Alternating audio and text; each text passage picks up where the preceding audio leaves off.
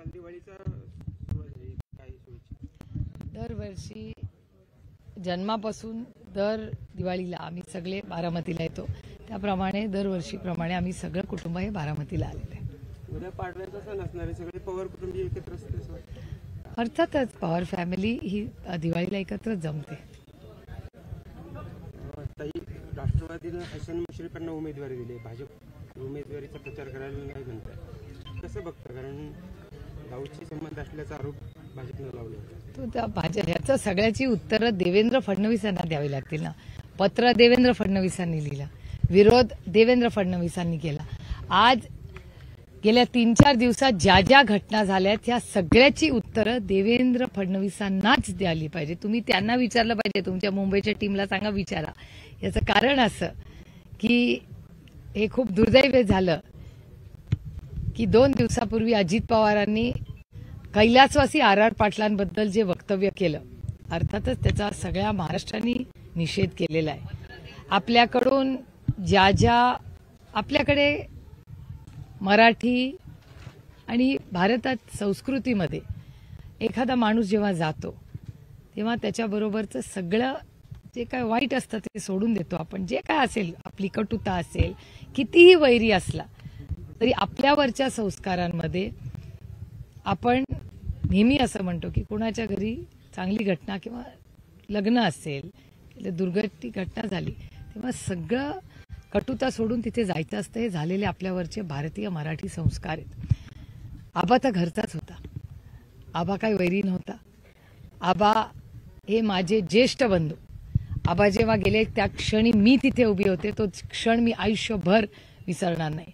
आणि अशा माझे ज्येष्ठ बंधू आर पाटलांबद्दल ज्या पद्धतीने अतिशय असंवेदनशीलपणे अजित पवार बोलले, याचं दुःख आयुष्यभर राहील. पण त्याच्याहून महत्वाची गोष्ट मला एक अजित पवारांना आणि देवेंद्र फडणवीसांना अतिशय प्रांजळपणे विचारायची आहे. कारण काही गोष्टी अजित पवारांनीच महाराष्ट्राला सांगितलेली आणि तुमच्याच चॅनलवर मी पाहिलेली आहे. ते असं म्हणाले की एक तर आरोप पहिला कोणी केला, ही क्रोनॉलॉजी थोडीशी आपण बघूया. पहिला आरोप देवेंद्र फडणवीसांनीच केला. पक्ष आम्ही सगळेच एक होतो, तेव्हाही आम्ही काही बोललो नाही, आजही आम्ही काही बोलणार नाही. पण आज विषय अजित पवारांनीच काढला आणि तुम्ही मला प्रश्न विचारताय म्हणून मी प्रश्न विचारते देवेंद्र फडणवीसांना की महाराष्ट्र देवेंद्र फडणवीसांना प्रश्न विचारू इच्छित की नक्की खरं काय. पहिला आरोप अजित पवारांवर भारतीय जनता पार्टी आणि देवेंद्र फडणवीसांनी केला, हा पहिला मुद्दा. त्याच्यानंतर एसीबीची इन्क्वायरी ही देवेंद्र फडणवीसांच्या आग्रहापोटीच सरकारने तेव्हा लावली.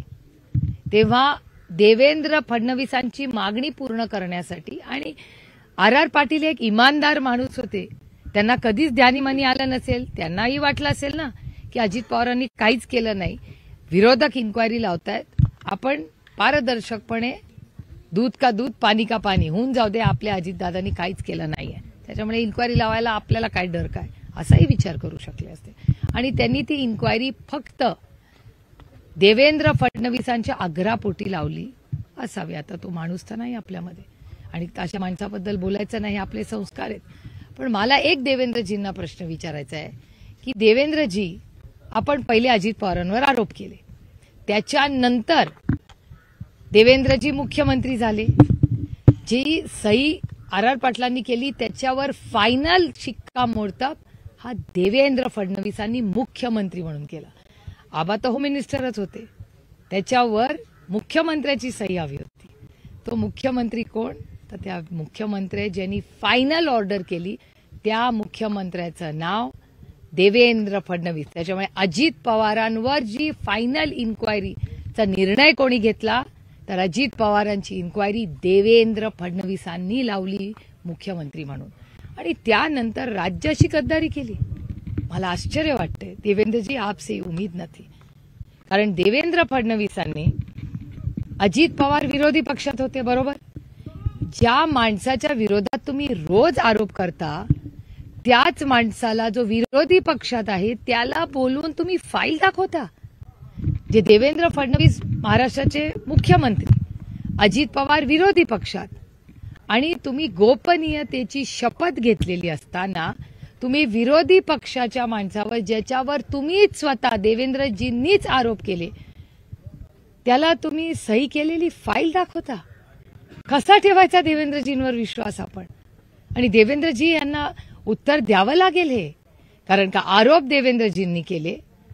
फाईलवर अजित पवारांची जी फाईल होती, ज्याची फायनल इन्क्वायरी ही देवेंद्रजींनीच केली आणि त्यानंतर देवेंद्रजींनीच फाईल अजित पवारांना दाखवली. मग झालं काय याचं उत्तर देवेंद्रजींना द्यावं लागेल. तेवढंच नाही, तुमच्याच चॅनलवर आणखीन एक गोष्ट काल सांगण्यात आली की 80 तासाचं जे सरकार देवेंद्रजींनी बसवलं त्याच्यात हे काही तथ्य नाही या आरोपांमध्ये, असं देवेंद्रजींच्या सरकारने घेतलेला निर्णय. मग जे आरोप पहिल्यांदा देवेंद्र फडणवीसांनी केले अजित पवारांवर ते खोटे होते का? अशा अनेक लोकांवर देवेंद्र फडणवीस आणि भारतीय जनता पक्ष करतात ज्या वॉशिंग मशीनचा उल्लेख. अहो, देवेंद्र फडणवीसच सोडा, हा लहान तोंडी खूप मोठा घास घेते. मी खूप प्रांजळपणे, अतिशय विनम्रपणे ही गोष्ट बाईट दाखवणार असाल तर पूर्ण दाखवा. मी अतिशय विनम्रपणे लहान तोंडी मोठा घास घेते, पण या देशाचे माननीय आदरणीय प्रधानमंत्री यांनी भोपाळमध्ये स्टेटमेंट केलं होतं.